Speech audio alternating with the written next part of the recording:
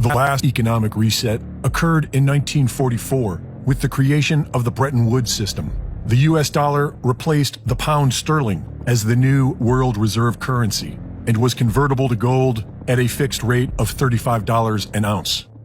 Nations of the world entrusted the Federal Reserve Bank to hold their gold in return for market liquidity.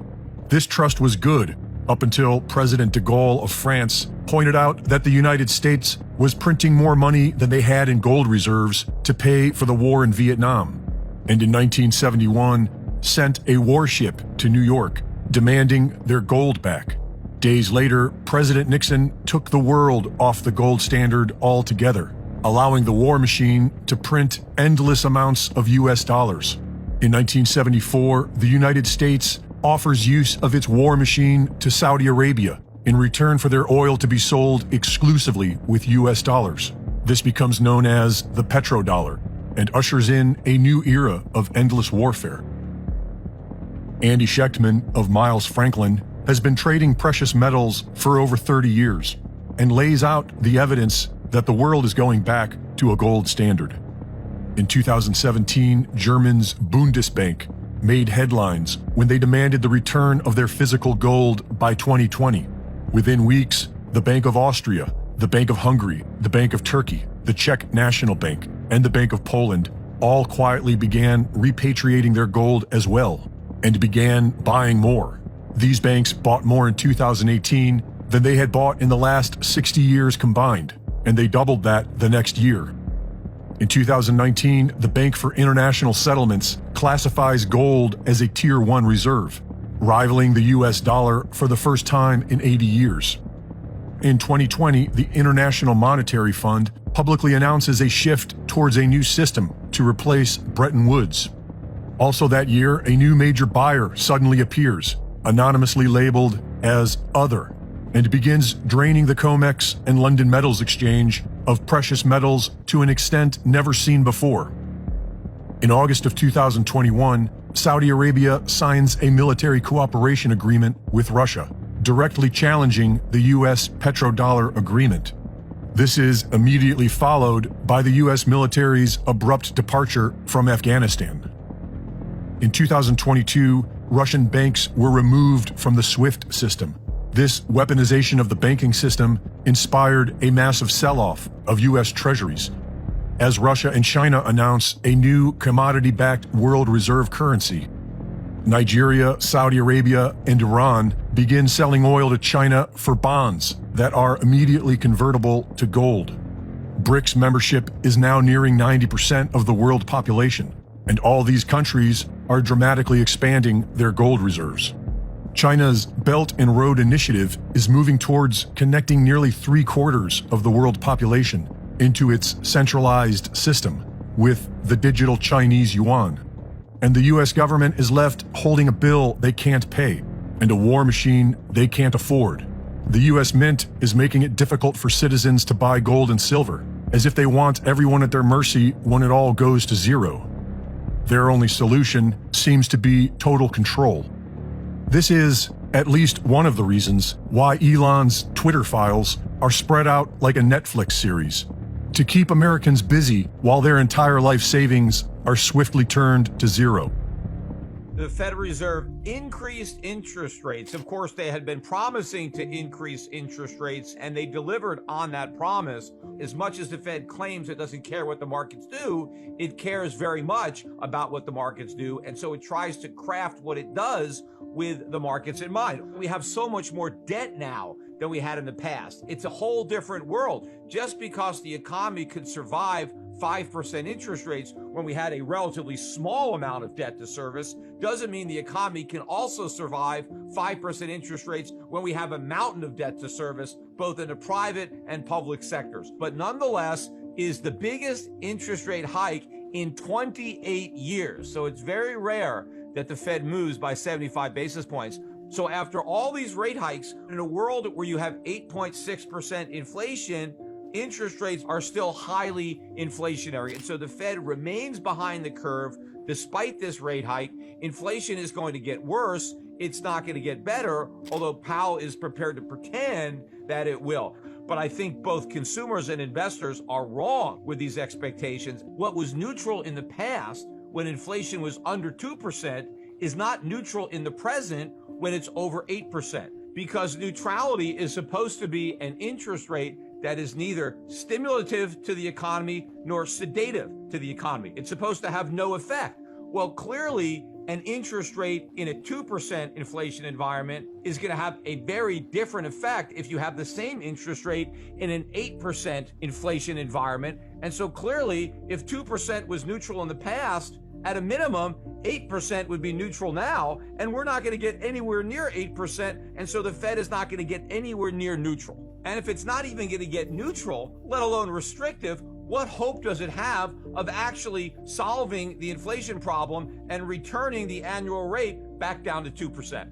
If the Fed really was determined to make sure it eradicated inflation for good, it wouldn't be talking about any victory claims simply because inflation was headed down. They want to make sure that it is down and that it stays down. So what Powell should have said is, we will not back off until not only inflation has returned to 2%, but that it stayed at 2% long enough so that we're convinced that it's going to stay down there and not go right back up. Because what happens if inflation's 8.5% and then it goes down to 5 or 4%, and the Fed is, okay, great, it's going to go to 2, and it never hits 2. And the next thing you know, it goes up to 10. The Fed can't take any chances. But I think the Fed is already setting the markets up for a premature victory claim, because I think the Fed knows it can't actually beat inflation, but it's hoping that maybe it can fool the markets into thinking that it beat it, and it can pretend that it beat it by declaring victory, even though a victory hadn't been won. You just got this inflation.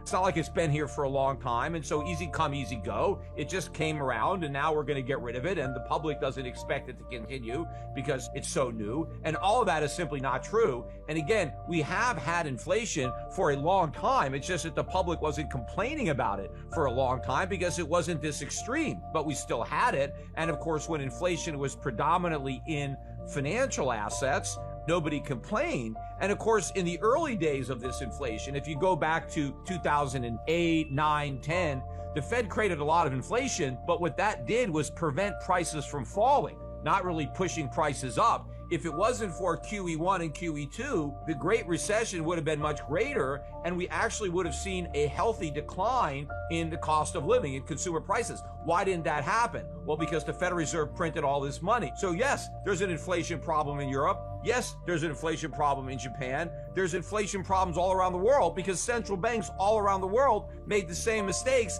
as the Federal Reserve. In fact, the Federal Reserve may have been the leader, and all the other central banks were following in their misguided footsteps. There's signs everywhere that consumers are tightening their belts. First of all, look at all the stuff that is collapsing, starting with all the macroeconomic data that is abysmal, and I'm going to get into some of that in a little bit. And consumer confidence, which has collapsed to an all-time record low, savings that have collapsed to near record lows, GDP forecasts that keep ratcheting lower, and personal wealth that is evaporating. Look what's happened to the stock market. We are now in a bear market in the S&P. We had a collapse in cryptocurrencies. A lot of wealth has evaporated, and maybe the Fed doesn't remember. The goal of quantitative easing was to create economic growth through a wealth effect. The idea was if the Fed could make asset prices go up, well, people would be wealthier and they would spend more. Well, it must work in reverse. If asset prices are collapsing and people are less wealthy, doesn't it stand to reason that they're going to spend less? But not only are some aspects of personal finance collapsing, other aspects are surging, like the cost of food, the cost of energy, the cost of shelter. What about interest rates, which just got ratcheted up again? In fact, home mortgage rates now are at 6.25%. They continue to go up. Credit card debt is at an all-time record high as credit card interest is surging. So consumers have seen their wealth wiped out at the same time their cost of living is going up.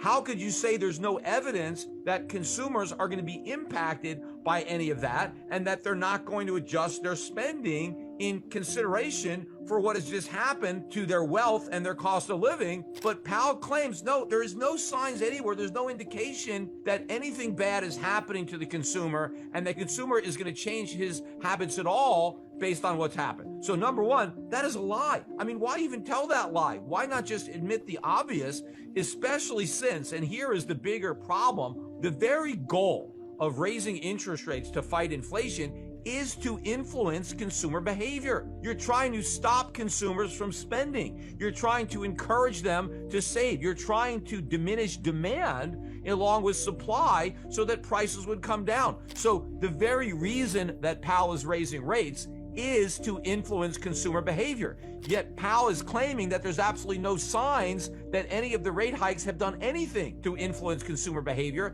that they're behaving exactly the same now as they were before rates were increased, which is an admission that the entire policy is a failure, because he's not going to reduce inflation unless he reduces demand, and he's not going to do that unless he changes consumer behavior, and he claimed that he's doing no such thing. He said the economy is in great shape. He said there were no signs of a broader slowdown, which also means there's no signs that inflation is going to slow down either. Double-digit core year-over-year inflation in producer prices. That is a hot number. And again, all this shows is consumer prices have more room to increase because the producers are yet to pass on the full extent of their rising costs to their customers. Those price hikes are already baked into the cake, and pretty soon the customers are going to be eating it. In fact, it's going to be rubbed all over their faces, and this is more bad news for the Fed and the economy. But we got more bad news on the economy itself. And of course, nobody thinks a recession is anywhere in sight. I mean, maybe some people think that we might get a recession in 2023,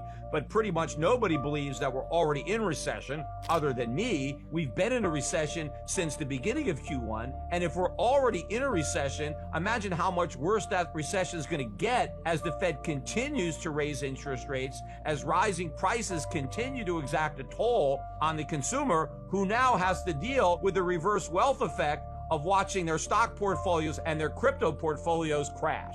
Of course, everybody is so convinced that we can't possibly have a recession now because unemployment is so low. Setting aside the fact that unemployment is a lagging indicator and a lot of these jobs can disappear very quickly, the reason that unemployment is typically associated with a recession is because when people lose their jobs, they tend to cut back on their spending.